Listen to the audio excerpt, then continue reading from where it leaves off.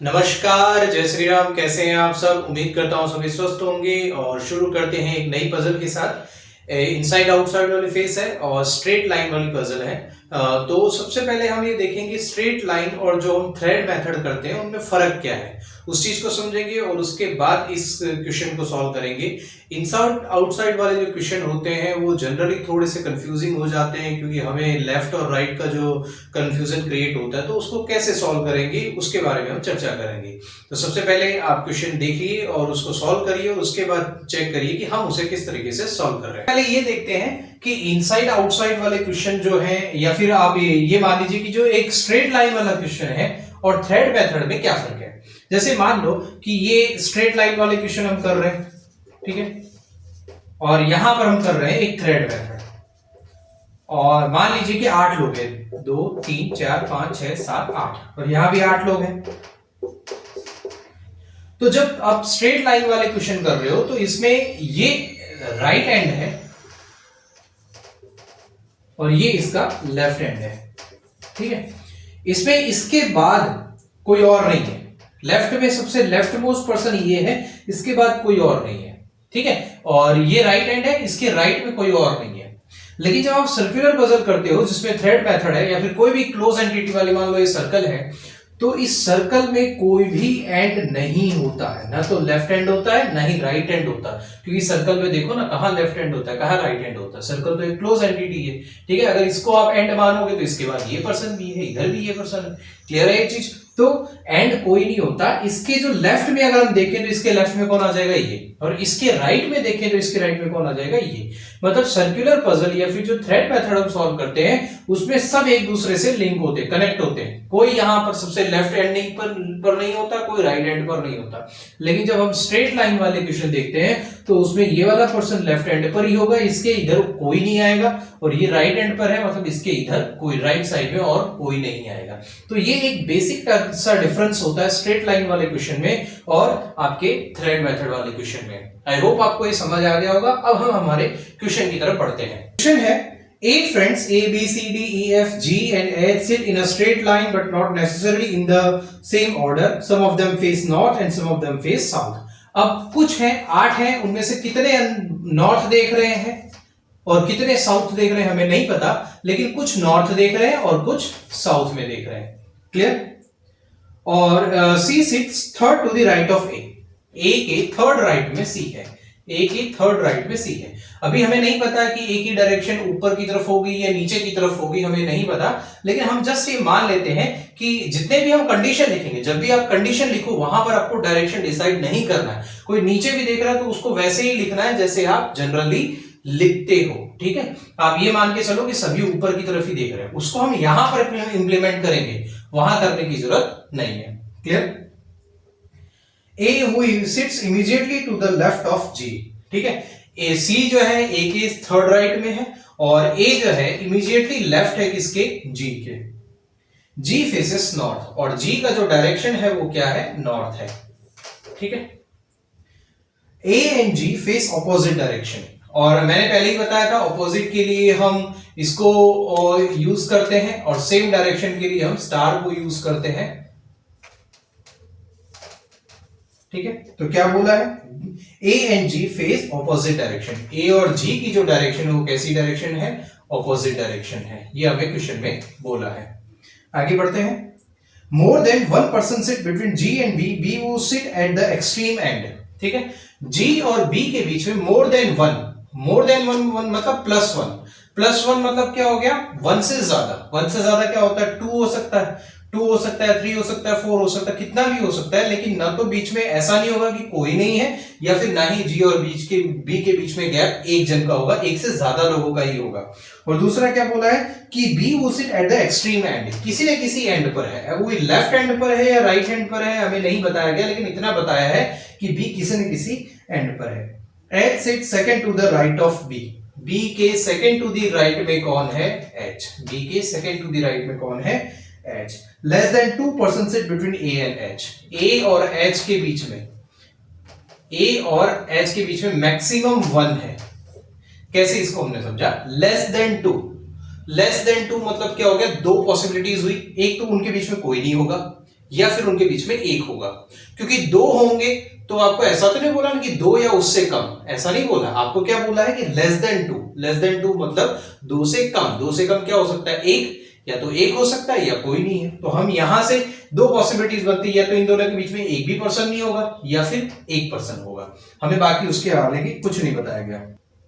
More than one person sits between F and D, और F और D के बीच में मोर देन वन मतलब प्लस वन। एफ और डी के बीच में प्लस वन लोग बैठे हुए हैं। F sits to the left of D, F जो है डी के लेफ्ट में कहीं भी है, हमें नहीं पता कि उनके बीच में दो जन का गैप है, तीन जन का गैप है, हमें प्लस वन बोला है, मतलब दो हो सकते हैं, तीन हो सकते हैं, चार हो सकते हैं, लेकिन इतना कंफर्म है कि एफ जो है डी के लेफ्ट में है। एफ जो है वो डी के लेफ्ट में है।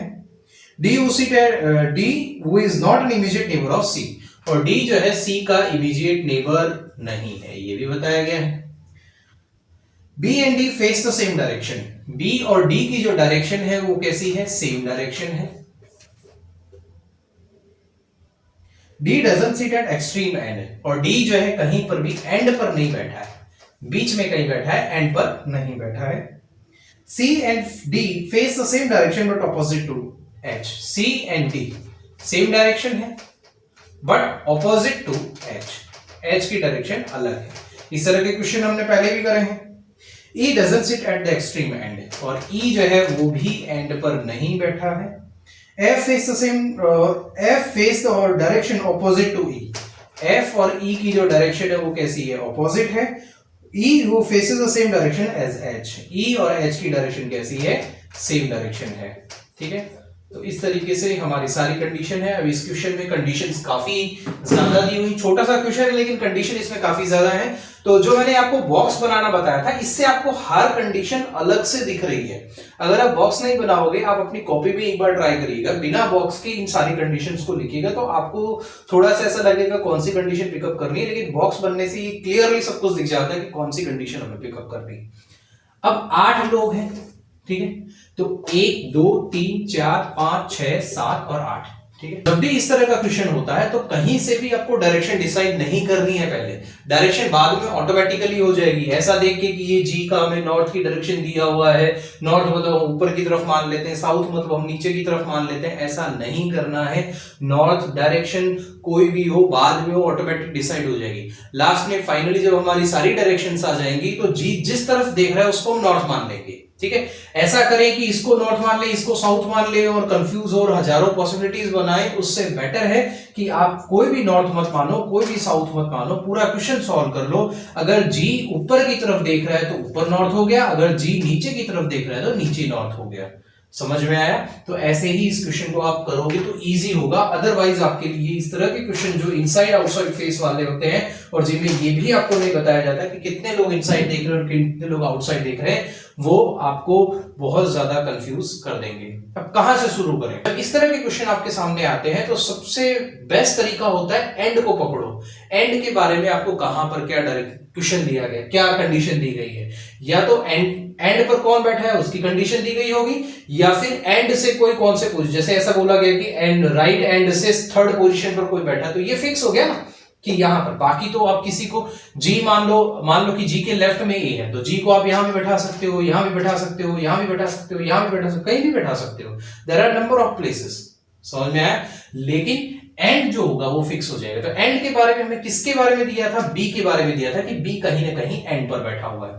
तो बी की पॉसिबिलिटीज ये है कि बी यहां बैठा होगा, या तो ये राइट एंड पर बैठा होगा या लेफ्ट एंड पर बैठा होगा, ठीक है। अब हम गलती क्या करेंगे, हालांकि आप शुरू में इस तरह की चीजें नहीं समझ पाओगे, लेकिन आप अगर थोड़ा सा प्रैक्टिस करोगे तो ये चीजें ऑटोमेटिकली आपके दिमाग में आने लग जाएंगी कि दो पॉसिबिलिटीज हम बनाए, मान लो 1 2 3 4 5 6 7 8, बी को यहां बैठा दिए। क्या ये दोनों करने की जरूरत है? ये दोनों पॉसिबिलिटीज करने की जरूरत बिल्कुल भी नहीं है, क्योंकि अगर सपोज करो बी यहां पर आपने बैठाया, मान लो कि बी आपने राइट हैंड पर बैठाया और बी अगर लेफ्ट हैंड पर आता होगा, ठीक है, आपका जो फाइनल आंसर आएगा उसमें लेफ्ट हैंड पर आता होगा, तो इसको उठा के उल्टा ही तो करना है, क्या ही फर्क पड़ जाएगा। बस इतना सा फर्क होगा कि नॉर्थ अगर आप मान लो कि ये राइट हैंड पर बैठा है और राइट हैंड पर आपने एज्यूम किया है और ये आपके फाइनल आंसर में लेफ्ट हैंड पर आ रहा था, तो लेफ्ट हैंड पर आ रहा है मतलब इसका नॉर्थ ये हो जाएगा, इसका साउथ ये हो जाएगा। लेकिन अगर आपने जो एज्यूम किया था उल्टा है, तो आप नॉर्थ इसको मान लो, साउथ इसको मान लो, बस इतना सा फर्क पड़ेगा, समझ में आया? इसलिए इसको दो पॉसिबिलिटीज लेके सॉल्व नहीं करना, ये एक ही पॉसिबिलिटी में सॉल्व होगा। बस यही समझाने के लिए मैंने क्वेश्चन लिया है, अदरवाइज आप क्वेश्चन तो सॉल्व कर लोगे, लेकिन कैसे आप अपना टाइम बचाओगे, कैसे आप कम पॉसिबिलिटीज में चीजों को करोगे, वही समझाने के लिए हमने आपको ये बताया है। देखो ध्यान से, अब ये मैंने पॉसिबिलिटीज बना ली है तो मैं इसको रखूंगा, क्योंकि कहीं ना कहीं पॉसिबिलिटीज बनेगी तो उसको हम यूटिलाइज करेंगे यहाँ पे। अब बी से क्या हमें कोई कंफर्म कंडीशन दी है? बी से देखो ये तो हमें दिया हुआ है, कहां गया वो, हाँ बी से जी के बारे में दिया है, लेकिन हमें नहीं पता कि बी और जी के बीच में गैप कितने का है। भाई +1 बोला है, मतलब 2 जन भी हो सकते हैं, मैक्सिमम कितने, 6 लोग हो सकते हैं, 1 2 3 4 5 6, जी को अगर यहां रखते हो तो 6 हो सकते हैं, लेकिन जरूरी नहीं है कि 6 ही हो, समझ में आया? 1 2 भी हो सकता है, 3 भी हो सकता है, इसलिए इसको हम अभी फिलहाल के लिए नहीं रखेंगे। और कोई कंडीशन जो कंफर्म है, देखो बी के सेकंड टू द राइट में कौन है, एच, तो बी को हमने यहां माना है, बी को हमने यहां माना है, second to the right, right अगर इसको ऊपर की तरफ मानते तो राइट उधर होता, लेकिन उधर तो कोई जा ही नहीं सकता, ये राइट हैंड पर बैठा हुआ है, तो इसलिए सेकंड टू द राइट क्या हो जाएगा, इसको नीचे की तरफ मान लिया और एच आपका यहां आ गया। ठीक है, क्लियर है?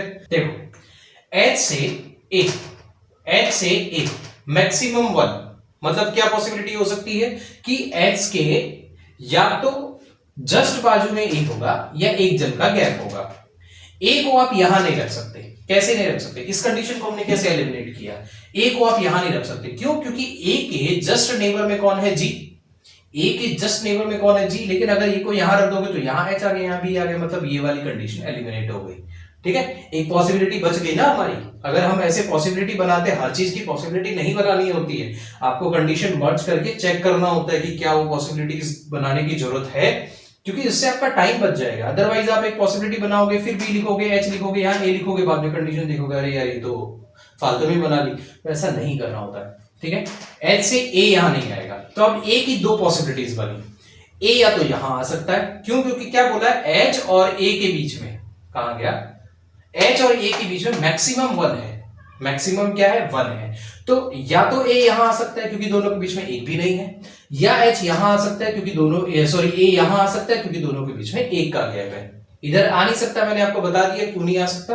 अब इधर रखोगे तो क्या हो जाएगा, 2 जन, लेकिन हमने तो बोला था ना मैक्सिमम 1 है, तो ए को आप यहां रखोगे या फिर ए को आप यहां रखोगे, दो पॉसिबिलिटीज बनी। अब अगर ए को यहां रखोगे तो जी की फिर से दो पॉसिबिलिटीज बन जाएंगी, जी की फिर से आपकी क्या बन जाएंगी, दो पॉसिबिलिटीज बन जाएंगी। कैसे, जी यहां भी आ सकता है, यहां भी आ सकता है, लेकिन इस कंडीशन में तो जी आपका यहीं आएगा, इस कंडीशन में तो फिक्स हो गया ना, जी आपका यहीं आएगा। देखो जी आपका क्या, जी के इमीडिएट लेफ्ट में कौन है, ए, तो जी यहां पर है, ए यहां पर है, इसका मतलब इमीडिएट लेफ्ट क्या हो जाएगा, जी नीचे की तरफ देखेगा। क्लियर? और इस कंडीशन में तो 3 कंडीशन हमारी बन गई, 3 पॉसिबिलिटीज हमारी बन जाएंगी। एक यहां ले लेते हैं बी, फिर एक छोड़कर एच, फिर एक छोड़कर ए। इस कंडीशन में जी को हमने यहां रखा, इस कंडीशन में जी को हमने यहां रखा, तो जी के इमीडिएट लेफ्ट में ए है तो जी यहां पर आ गया, ऊपर की तरफ देख रहा है, जी के इमीडिएट लेफ्ट में ए है तो जी नीचे की तरफ देख रहा है। अब देखो ए से 2 छोड़कर सी, ए से 2 छोड़कर 1 2 सी यहां आ सकता है, 1 2 सी यहां आ सकता है। ठीक है, ए से 1 2 सी यहां आ सकता है, 1 2 सी, सॉरी 1 2 सी यहां तो आ नहीं सकता, तो 1 2 सी आपका यहां आ जाएगा।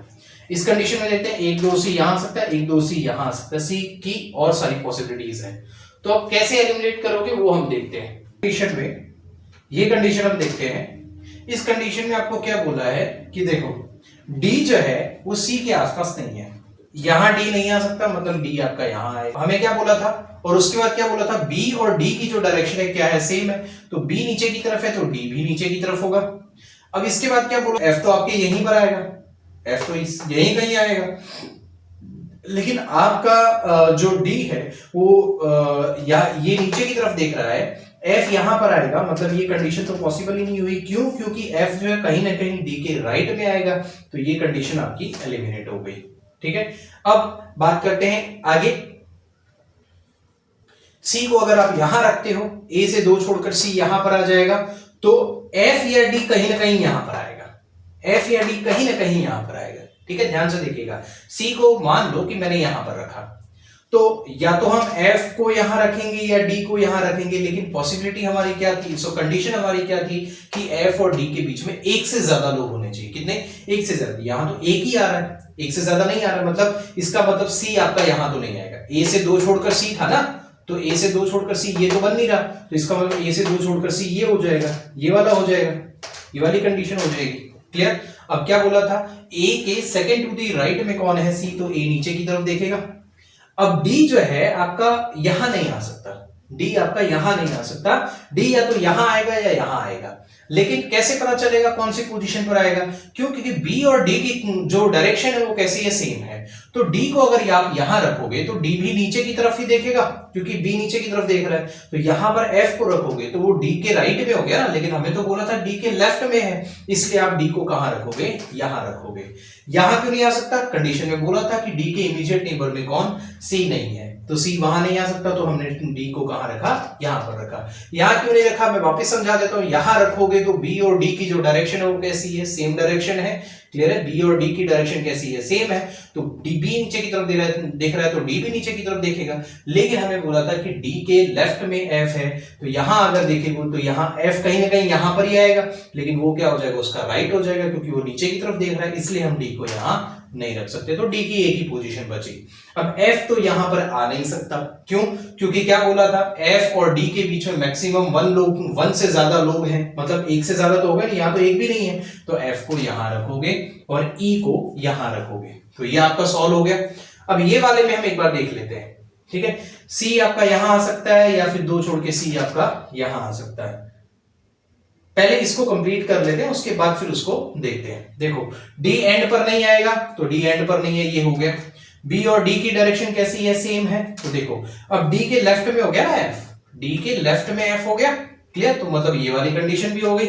एफ और डी के बीच में एक से ज्यादा लोग हैं, तो एफ ये रहा, डी ये रहा, 3 लोग हैं, मतलब एक से ज्यादा लोग हैं। जी और बी के बीच में कितने लोग हैं, एक से ज्यादा लोग हैं, तो ये भी सॉल्व हो गया। ई जो है एंड पर नहीं है, मतलब ये भी सॉल्व हो गया। एफ और ई की डायरेक्शन कैसी है, सेम है, तो एफ और डी ई की डायरेक्शन हमें अभी नहीं मिला। ई सॉरी ऑपोजिट है, ई और एच की डायरेक्शन कैसी है, सेम है, तो ई और एच की डायरेक्शन भी हमें अभी फिलहाल नहीं मिली है। सी और डी की डायरेक्शन सेम है, जो कि ऑपोजिट है एच से, तो डी की डायरेक्शन हमें मिल चुकी है। तो डी की और सी की डायरेक्शन कैसी है, सेम, जो कि ऑपोजिट है किससे, एच से। तो अगर ये दोनों नीचे की तरफ देख रहे हैं तो एच ऊपर की तरफ देखेगा।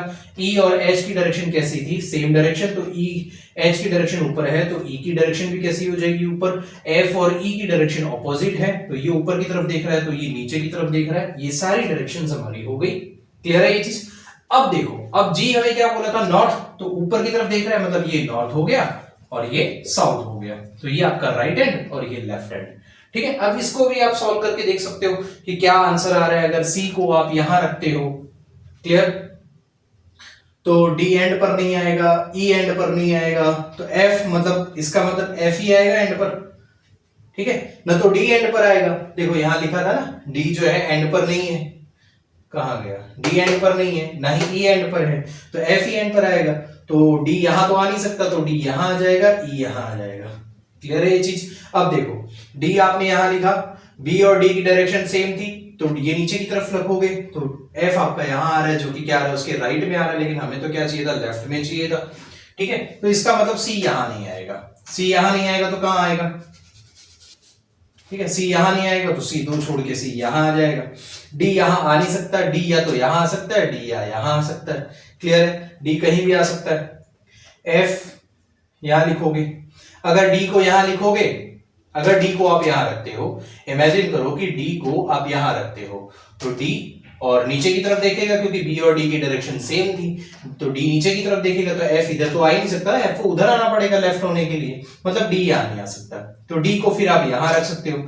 अगर आप डी को यहां रखते हो, डी को यहां रखते हो, सपोज करो डी को अगर आप यहां रखोगे, तो एफ उसके लेफ्ट में आना चाहिए, मतलब एफ कहीं ना कहीं यहां आएगा। लेकिन ये कंडीशन ऐसी बोली थी ना कि एफ और डी के बीच में एक से ज्यादा लोग होने चाहिए, लेकिन ये तो एक ही है, और डी को आप यहां रख ही नहीं सकते। क्यों? क्योंकि डी के नियर नेबर में सी है ही नहीं, तो ये कंडीशन भी रॉन्ग होगी, मतलब ये कंडीशन आपकी कंप्लीट राइट है। देखो काफी सारी क्वेश्चन जो कंडीशंस हैं वो दी गई हैं और काफी सारी चीजें हैं, लेकिन अगर हमने प्रॉपर तरीके से उसे सॉल्व किया तो ये क्वेश्चन आपका आसानी से सॉल्व हो गया, बिना किसी तकलीफ के इसे हमने सॉल्व कर लिया। और अगर ये क्वेश्चन आपके एग्जाम में आता है तो मैं आपको सजेस्ट करूंगा इस तरह के क्वेश्चन को, जो कि छोटा सा दिखता है, बड़ा नहीं दिखेगा, लेकिन छोटा सा क्वेश्चन जनरली हम जो क्वेश्चन की जो लेंथ होती है उसके ऊपर से डिसाइड करते हैं कि वो क्वेश्चन हमें करना है या नहीं करना है, लेकिन ऐसा बिल्कुल भी नहीं करना। इस तरह के क्वेश्चन को मैं सजेस्ट आपको यही करूंगा कि आप इसे स्किप करें। ठीक है, हो सकता है आपके पास टाइम बच जाए। इस तरह के क्वेश्चन को स्किप करना कहने का मतलब मैं ऐसा नहीं कह रहा कि इसे छोड़ ही देना है। मान लो कि आपने पूरा पेपर जो है सॉल्व कर लिया, लास्ट में आपके पास 4 से 5 मिनट बचे और यही क्वेश्चन बचा है, तब इस तरह के क्वेश्चन को आप सॉल्व कर लो। क्लियर है? लेकिन अदरवाइज आप रिस्क मत लो इस तरह के क्वेश्चन पे, क्योंकि ये क्वेश्चन आपको सिर्फ कंफ्यूज करने के लिए ही दिए जाते हैं। अगर आपकी इस तरह के क्वेश्चन पे काफी अच्छी प्रैक्टिस है तो जरूर आप इस तरह के क्वेश्चन के लिए जा सकते हो। अदरवाइज आई विल सजेस्ट कि इस तरह के क्वेश्चन को देखते ही आप स्किप कर दो फिलहाल के लिए। बाद में अगर टाइम मिले तो वापस इस तरह के क्वेश्चन पर आप आ सकते हो। क्यों? क्योंकि इनसाइड आउटसाइड वाले क्वेश्चन दिए गए, देखो कंडीशंस भी काफी ज्यादा है। अभी तक जो हम कंडीशंस कर रहे थे, पजल कर रहे थे, उसमें थोड़ी बहुत कंडीशन दी जाती थी, 4-5 कंडीशन होती थी। यहाँ भर भर के आपको कंडीशन दी गई है और भर भर के पॉसिबिलिटीज बन रही हैं। क्लियर? यहाँ तो मैंने कितनी पॉसिबिलिटीज एलिमिनेट कर दी देख कर ही कंडीशन को मर्ज करके, अदरवाइज बहुत सारी पॉसिबिलिटीज बन सकती थी। क्लियर है ये चीज? तो इस तरह के क्वेश्चन को थोड़ी सी आप, ऐसा मैं ये नहीं कह रहा कि आप जो मॉक टेस्ट लगाएं तब इसको स्किप करें, ऐसा बिल्कुल नहीं कर रहा है। इस तरह के क्वेश्चन की प्रैक्टिस अच्छी करनी है, बट एग्जाम में अगर आप देखो आपको लगता है कि कंडीशंस बहुत कम है और इजीली हमसे सॉल्व हो जाएगा। देखिए मैं आपको पजल के लिए एक चीज कहूंगा, आपकी लगभग 3 से 4 पजल आती है। ठीक है, सारी पजल आपको एक साथ सॉल्व नहीं करनी होती। ये चीजें आपके क्लर्क में उतनी ज्यादा, क्लर्क की एग्जाम में उतनी ज्यादा मैटर नहीं करेंगी। पीओ के एग्जाम में आप याद रखिएगा इस बात को, मेरी बात को आप एग्जाम में जरूर याद करोगे कि पीओ की एग्जाम में आपको ये सोचने से ज्यादा कि कौन सा क्वेश्चन करना है, उससे ज्यादा इंपॉर्टेंट ये होता है कि कौन सा क्वेश्चन छोड़ना है। क्यों? क्योंकि पीओ के एग्जाम में आप 35 मार्क्स के क्वेश्चन टच नहीं कर पाओगे। क्लियर है? तो इसलिए आपको ये ज्यादा जरूरी होता है कि कौन सा क्वेश्चन, इस तरह के क्वेश्चन में अगर आप फंस गए और 7 से 8, 5 से 6 मिनट अगर आपने उसमें गवा दिए तो सोचो कोई बाद में आपको जाके पता चलेगा कि कोई एक पजल ऐसी थी जो बहुत ही ज्यादा इजी थी और उसमें आप 5 नंबर ले सकते थे आराम से 2.5 से 3 मिनट में। क्लियर है? और उसके अलावा जो वन लाइनर है उसको सॉल्व कर सकते थे। मतलब उसी 6 मिनट में आप जहां 7 से 8 क्वेश्चन कर सकते थे, उसी 6 मिनट में आपको सिर्फ 5 मार्क्स मिल रहे हैं, या फिर हो सकता है उसमें भी गलतियां होने के चांसेस हैं। तो ऐसी गलती बिल्कुल भी नहीं करनी है। इस तरह के क्वेश्चन को प्रैक्टिस आपको रेगुलरली करनी है। प्रैक्टिस मॉक टेस्ट में अगर आता है, आप घर पे प्रैक्टिस कर रहे हैं, अच्छे से प्रैक्टिस करिए। नहीं हो रहा है 2 बार करिए, 3 बार करिए, 1 घंटा लगे तब भी कोई दिक्कत नहीं है, सॉल्व करिए। लेकिन एग्जाम टाइम में इस तरह के क्वेश्चन को स्किप करना होता है। क्लियर है ये चीज? आई होप आपको ये चीजें समझ में आ गई होंगी और आपका आंसर भी राइट आया होगा। और इसी के साथ आज की क्लास यही समाप्त करते हैं। जय श्री राम।